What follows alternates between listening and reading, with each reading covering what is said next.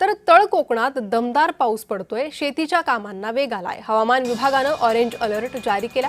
घरं गोठ्यांची पडझड झालीय, लाखो रुपयांचं नुकसान झालंय। अत्यावश्यक कामाशिवाय घराबाहेर पडू नका असं आवाहन केलं जात आहे।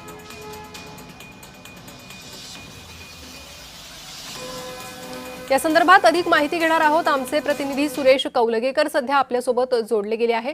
सुरेश, काय परिस्थिती आहे तळ कोकणातली? निश्चितच सध्या बघितलं तर तळ कोकणात मोठ्या प्रमाणात जो पाऊस आहे तो पडत आहे। गेले 3 ते 4 दिवस हा सातत्याने पाऊस पडतोय।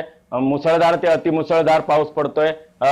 सध्या बघितलं तर सिंधुदुर्ग जिल्ह्यात ज्या प्रमुख 4 नद्या आहेत त्या धोका इशाऱ्याच्या पातळीच्या खालून वाहताना दिसत आहेत आणि सध्या सिंधुदुर्गासाठी ऑरेंज अलर्ट जारी केलाय आणि या सर्वाधिक याचा जो फटका आहे तो बघितलं तर मोठ्या प्रमाणात पाहायला मिळतोय। मात्र शेतीच्या कामांना वेग आलेला आहे। मात्र सध्या बघितलं तर मी आता कोकण रेल्वेच्या कुडा रेल्वे स्टेशनच्या तिथे आहे। त्यांनी बघितलं तर सध्या 3 ते 4 तास उशिराने ज्या कोकणकडे धावणाऱ्या ज्या ट्रेन आहेत त्या उशिराने धावत आहेत। त्यामुळे कोकण रेल्वेच्या जे वेळापत्रक आहे ते कुठेतरी कोलमडलेलं पाहायला मिळतंय आणि एकंदर पाहिलं तर सिंधुदुर्ग जिल्ह्यात सध्या जलमय स्थितीच पाहायला मिळते। एनडीआरएफच्या 2 पथक ही सध्या दाखल झालेले आहेत।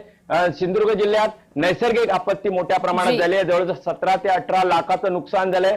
घरं असतील, गोठे असतील, वाडे असतील हे सध्या पडलेले आहेत। त्यामुळे एकंदर पाहिलं तर सिंधुदुर्ग जिल्ह्यात ऑरेंज अलर्ट असल्यामुळे मुसळधार ते अतिमुसळधार पाऊस पडण्याची शक्यता आहे। अगदी त्यामुळे प्रशासनानं सतर्क राहण्याचं आवाहन केलेलं आहे। सुरेश, धन्यवाद या सविस्तर माहितीसाठी।